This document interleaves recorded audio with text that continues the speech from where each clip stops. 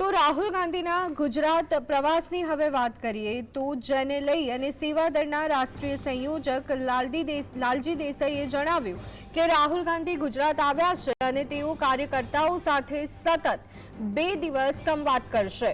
ગુજરાતમાં 2027માં કોંગ્રેસની સરકાર હશે।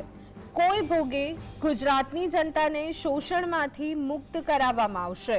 તમામ મુદ્દે ખાસ રણનીતિ પણ બનાવીશું। નજીકના ભવિષ્યમાં પદયાત્રા દ્વારા પબ્લિક વચ્ચે પણ જઈશું। ગુજરાતમાં આઈએએસ આઈપીએસ દ્વારા ચૂંટણીઓ કરવામાં આવી રહી છે। અમે સાથે રહી અને ચૂંટણી લડીશું। આ જ વાત કોંગ્રેસનો એક કાર્યકર્તાએ નક્કી કર્યું છે ઝંડો લઈને નીકળવા માટેનું કે કોઈ પણ ભોગે ગુજરાતની જનતાને ભારતીય જનતા પાર્ટીના ભ્રષ્ટાચાર, અત્યાચાર, બલાત્કાર અને શોષણમાંથી મુક્તિ માટે થઈને કોંગ્રેસનો એક કાર્યકર્તા એ કઈ રીતે લડવું એની અત્યારે રણનીતિ આ 2 દિવસમાં બનશે।